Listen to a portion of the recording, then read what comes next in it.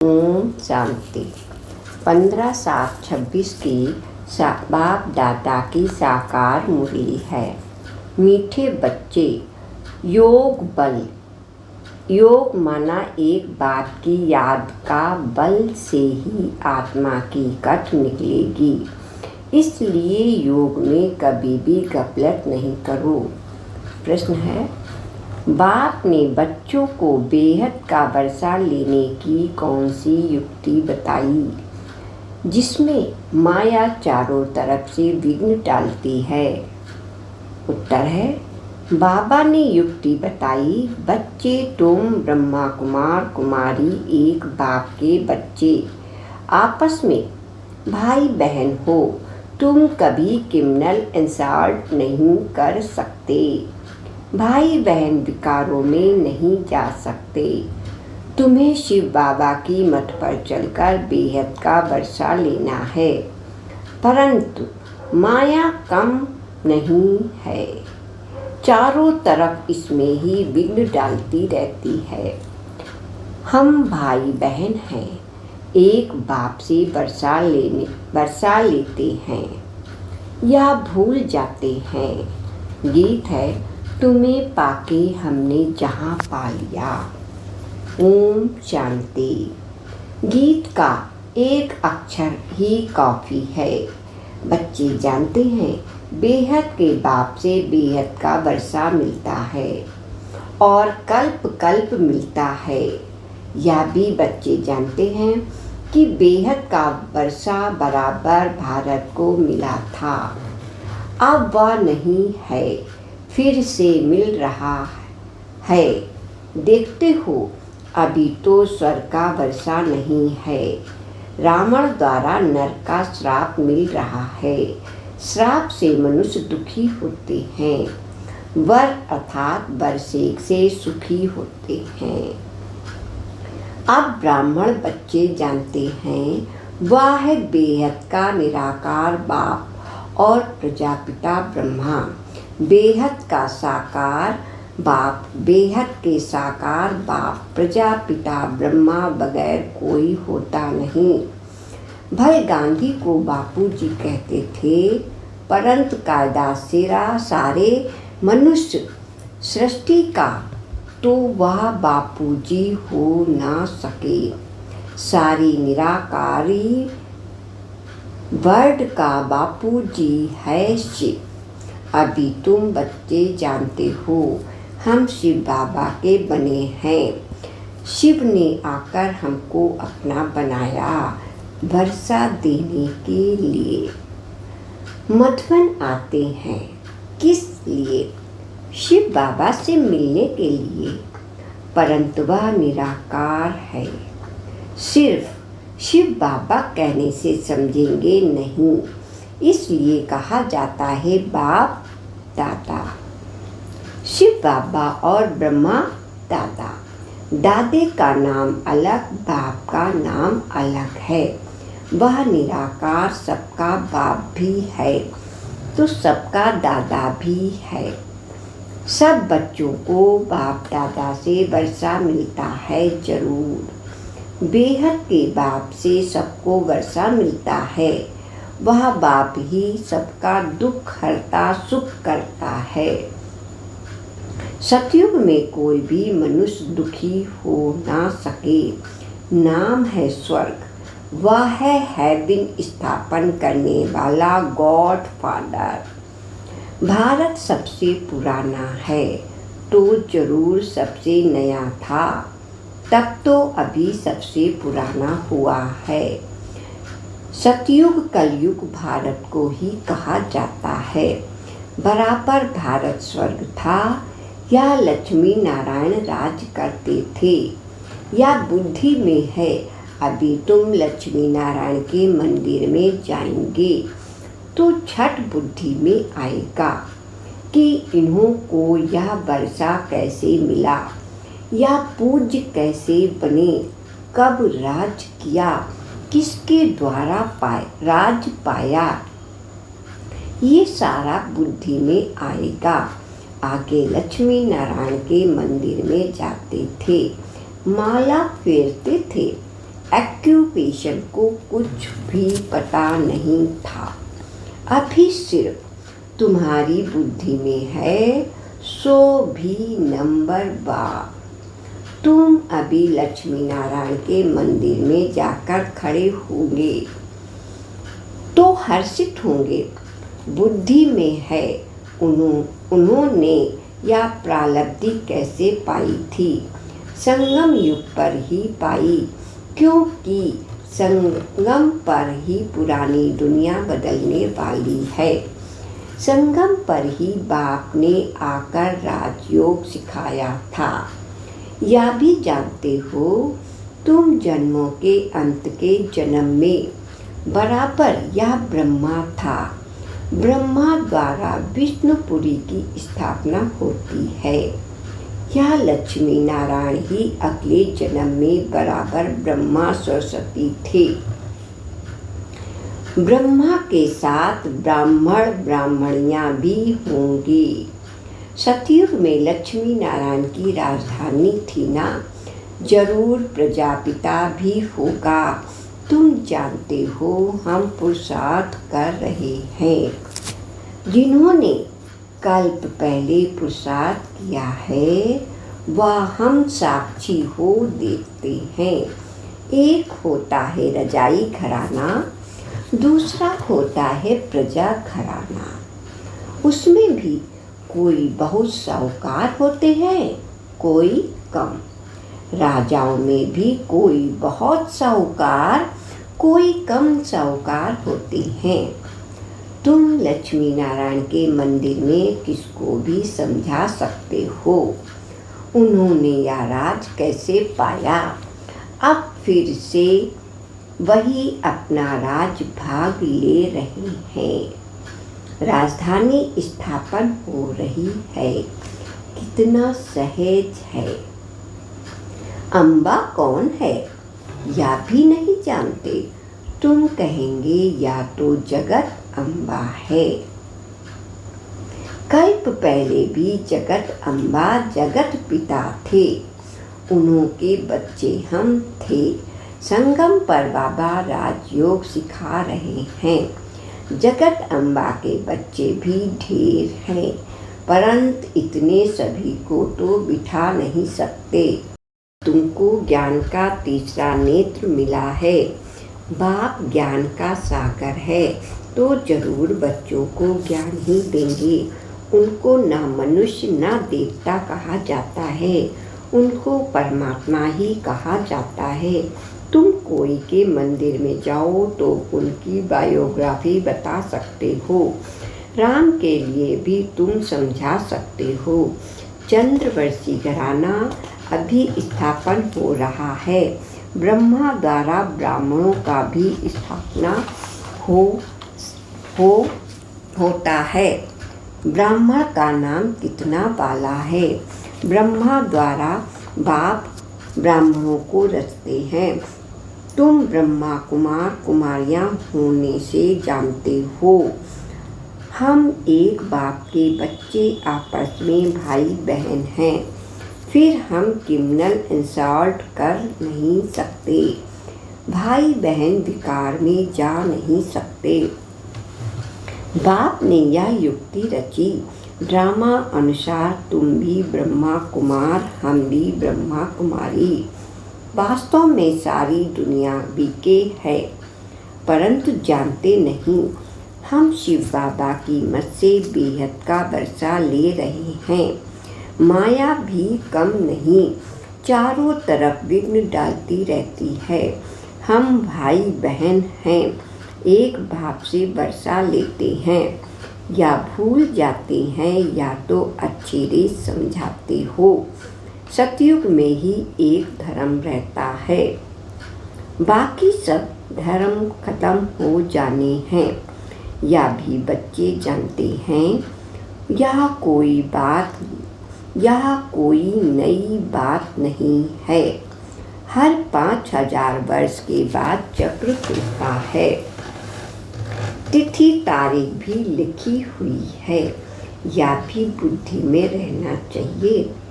हम शिव बाबा से इस युक्ति से वर्षा लेते हैं। लक्ष्य तो मिला हुआ है ना। बाप को याद कर बाप से वर्षा लेना है। याद अर्थात योग बल से ही कठ निकलेगी, इसमें कोई घपलत ना हो। इसलिए मुरली मिलती है। निश्चय बुद्धि पक्का है तो भल कहाँ भी चला जाए। समझो, मुरली नहीं मिलती तो बुद्धि में तो है ना। हम बाबा का बन गया। बाबा ने समझाया तुम्हारी आत्मा तमो प्रधान बनी है। अब तुम बाप को याद करो तो तमो प्रधान से सतो प्रधान बनेंगे। ये महामंत्र एक बाप ही बतलाते हैं और कोई बतला ना सके। बाप ही कहते हैं, मीठे मीठे बच्चे, याद की बल से ही तुमको तमो प्रधान से सतो प्रधान बनना है। यह अक्षर है परंतु किसकी बुद्धि में नहीं आता। अब तुम समझते हो। बराबर कल्प पहले भी बाबा ने यह अक्षर कहा था कि देह के सब धर्मों को छोड़ अपने को आत्मा समझो। यह सब देह के धर्म है ना। सबका बाप एक है। सब आत्माएं उस बाप को पुकारती हैं। पोप भी गॉड को याद करते हैं। कहते हैं, ओ गॉड फादर रहम करो। इस मनुष्य की क्रोधी बुद्धि को पलटाओ तो यह आपस में लड़ेंगे नहीं। याद तो बाप को ही करेंगे ना, और कोई को याद नहीं करते। शिव बाबा को ही पुकारते हैं कि आकर पतितों को पावन बनाओ। पावन बनेंगे फिर तो इस छीछी रावण की दुनिया में रह नहीं सकेंगे। फिर जरूर नई दुनिया चाहिए। कलयुग से बदलकर सतयुग तो होगा ही ना। परंतु इतना भी नहीं समझते हैं। एक डॉक्टर आया था, कहता था कलयुग ही चलेगा। अरे सदैव कलयुग ही कैसे चलेगा। कलयुग कोई अच्छा है क्या। समझते थोड़ी हैं, सिर्फ भावना औरों को ले आते हैं। उनको तीर नहीं लगता और कोई आने वाले को तीर लग जाए तो भी कुछ ना कुछ दलाली मिल जाए। स्वर्ग में तो आ जाएंगे। बाप से थोड़ा भी आकर सुनते हैं तो भी स्वर्ग में जरूर चले जाएंगे। फिर भी हेवनली गॉडफादर के सामने आकर बैठे हैं। बाप समझाते हैं, मैं सबका बाप हूँ ना। कोई मानते नहीं कि शिव बाबा कैसे आएगा। अरे आत्मा आ सकती है तो मैं क्यों नहीं आऊँगा। आत्मा एक शरीर छोड़ दूसरे में जा सकती है तो मैं नहीं आ सकता। नहीं तो मैं कैसे आऊँ। पुकारते भी हैं, हे पतित पावन, बाबा आकर पतितों से पावन बनाओ। बाप कहते, मैं आता ही हूँ भारत में। कल्प कल्प के संगम पर एक ही बार आता हूँ। तुम जब 84 जन्म पूरे करते हो तो मैं आता हूँ। तुम बच्चों को निश्चय है बाबा आया है फिर से वर्षा देने। बाप कहते, मेरा धंधा ही है पुरानी दुनिया को बदल नई दुनिया स्थापन करना। इसलिए गाया हुआ है, नई दुनिया की स्थापना, पुरानी दुनिया का विनाश। फिर तुम पालना करेंगे। रोशनी मिली है ना। काली का मंदिर देखे तो समझेंगे या झूठा चित्र है। काली बराबर जगदम्बा है, परंतु ऐसे भयानक रूप नहीं है। बंगाल में काली के आगे बलि चढ़ते हैं, परंतु जानते कुछ नहीं। जगत अम्बा के मंदिर में लाखों आते हैं, सदैव जैसे मेला ही है। छोटी सी मूर्ति रखी है ना, नाम रख दिया है जगत अम्बा। अब जगत अम्बा तो एक होनी चाहिए। सिंधु में काली का मंदिर कैसे बनाया था। एक बार किला में बम फटा तो एक फकीर ने कहा कि काली माता गुस्से हुई हैं। बस उसने आकर वहाँ काली का मंदिर बना दिया। अब काली है कौन, कुछ भी नहीं जानते। तुमको अब नॉलेज मिली है। ऐसी कोई चीज नहीं जिसको तुम ना जानो। समझते हो, बाबा से वर्षा ले रहे हैं तो पूरा पुरुषार्थ करना चाहिए ना। नंबर का दुख तब शुरू होता है जब कुमार कुमारी शादी करते हैं। तुम्हें तो शादी करने का कभी ख्याल भी नहीं आना चाहिए। अब बाप कहते यह रावण राज खत्म होना है। यह है विकारी ग्रस्त व्यवहार। देवी देवताओं के लिए गाते रहते हैं। यह किसको पता नहीं कि इन देवताओं को निर्विकारी बनाने वाला कौन है। सतयुग है संपूर्ण निर्विकारी दुनिया। शास्त्रों में फिर दिखा दिया है कि वहाँ भी विकार थे, परंतु वह तो है ही वॉइसलेस वर्ड। विकारी दुनिया और निर्विकारी दुनिया में कितना फर्क है, यह बातें और किसी की बुद्धि में नहीं है। तुम जानते हो, इन लक्ष्मी नारायण का जब राज था तो कितने थोड़े मनुष्य थे। एक ही धर्म था, फिर वृद्धि को पाया है। चक्र भी पूरा लगाना पड़े तब कहेंगे पूरी पृथ्वी पर चक्र लगाया। समुद्र का तो चक्र लगा ना सके। सतयुग में थोड़ी है तो कितनी थोड़ी जमीन लेते हैं। अब मनुष्य सृष्टि की हद पूरी होनी है। ऊपर में थोड़ी आत्माएं जो हैं वह भी आती रहती हैं। मनुष्य बढ़ते ही रहते हैं। जब वहाँ से ही आत्माएं आना पूरी हो जाएंगी, तुम कर्मातीत अवस्था को पाएंगे। फिर आत्मा को शरीर छोड़कर जाना है।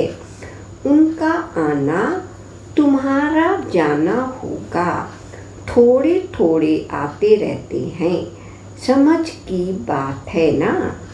हम पहले जाकर वहाँ रहेंगे। हमारे होते कोई रहना नहीं चाहिए। यह विस्तार की बात है। बच्चों को फिर भी बाप कहते हैं। अच्छा, अपने प्यारे बाबुल को याद करो, तुमको फायदा है यह बाप को याद करने में। यह हिस्ट्री ज्योग्राफी तो मनुष्य बहुत पढ़ते हैं, बहुत दूर दूर जाते हैं, मून में भी जाते हैं। यह है साइंस का घमंड। अति में जाते हैं, मून में कुछ खड़ा थोड़ी है। तुम तो सूर्य चांद से भी पार हो जाते हो। क्या है, नॉलेज तुम्हारी बुद्धि में अभी है। समझते हो, ड्रामा प्लान अनुसार बाबा या सब बतलाते हैं। बाप ही कहते हैं मैं तुमको पतित से पावन बनाता हूँ। ये मेरा पार्ट है। भक्ति मार्ग में भी यह तुम्हारा या हमारा पार्ट है, या तो ड्रामा है। जैसे तुम पाठधारी हो, मैं भी पाठधारी हूँ। मेरा काम है तुमको पतित से पावन बनाना। जो कुछ करते हो तो उनकी महिमा होती है ना। इन लक्ष्मी नारायण की कितनी महिमा है, परंतु उनको ऐसा लायक किसने बनाया। या सुख धाम के मालिक थे, अभी तो अनेक प्रकार के कितने दुख हैं। आज कोई मरा, झगड़ा हुआ, भाई किसके पास लाख करोड़ पदम हैं, परंतु अगर कोई बीमार आदि आ जाती है तो क्या करेंगे। बिरला के पास कितने पैसे हैं, एक जन्म में पैसा देखने में आता है, परंतु ऐसा कोई नहीं है जिसको कोई दुख नहीं हो। किसी न किसी प्रकार का दुख सभी को होता है। अभी तो यह पैसे आज सब मिट्टी में मिल जाने हैं। अच्छा, मीठे मीठे सिकीलते बच्चों के प्रति माता पिता बाप दादा का याद प्यार और गुड मॉर्निंग। रूहानी बाप के रूहानी बच्चों को नमस्ते। हम रूहानी बच्चों की रूहानी माता पिता बाप दादा को याद प्यार और गुड मॉर्निंग। शुक्रिया बाबा, आपका बहुत बहुत शुक्रिया। धारणा के लिए सार है। पहला पॉइंट, कर्मतीत अवस्था को प्राप्त कर वापस घर जाना है, परंतु जाएंगे तब जब आत्माओं का आना बंद होगा। इस विस्तार को बुद्धि में रख एक बबुल को प्यार से याद करना है। दूसरी पॉइंट, ज्ञान की रोशनी मिली है, इसलिए संशय बन बाप से पूरा वर्षा लेना है। कहाँ भी रहते याद के बल से आत्मा को तमो प्रधान से सतो प्रधान बनाने का पुरुषार्थ करना है। वरदान है, स्वमान में स्थित रहे, विश्व द्वारा सम्मान प्राप्त करने वाले देह अभिमान मुक्त भव। पढ़ाई का मूल लक्ष्य है देह अभिमान से न्यारे हो, देही अभिमानी बनना। इस देह अभिमान से न्यारे अथवा मुक्त होने की विधि ही है सदा सोमान में स्थित रहना।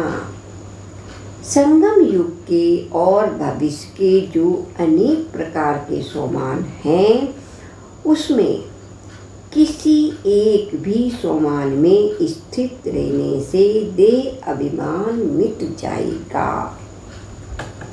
जो सोमान में स्थित रहता है उन्हें स्वतः मान प्राप्त होता है। सदा सोमान में रहने वाले ही विश्व महाराजन बनते हैं और विश्व उन्हें सम्मान देती है। स्लोगन है, जैसा समय वैसे अपने को मोल्ड कर लेना, यही है रियल गोल्ड बनना। ये अव्यक्त इशारे हैं। ज्वाला स्वरूप स्थिति में रहे, शक्तिशाली याद का अनुभव करो। ज्वाला स्वरूप स्थिति में रहे, शक्तिशाली याद का अनुभव करो। अभी निर्भय ज्वालामुखी बन प्रकृति और आत्माओं के अंदर जो तमोगुण हैं उसे भस्म करो। तपस्या अर्थात ज्वाला स्वरूप याद, इस याद द्वारा ही माया व प्रकृति का विकराल रूप शीतल हो जाएगा। आपका तीसरा नेत्र ज्वालामुखी नेत्र माया को शक्तिहीन कर देगा। ओम शांति।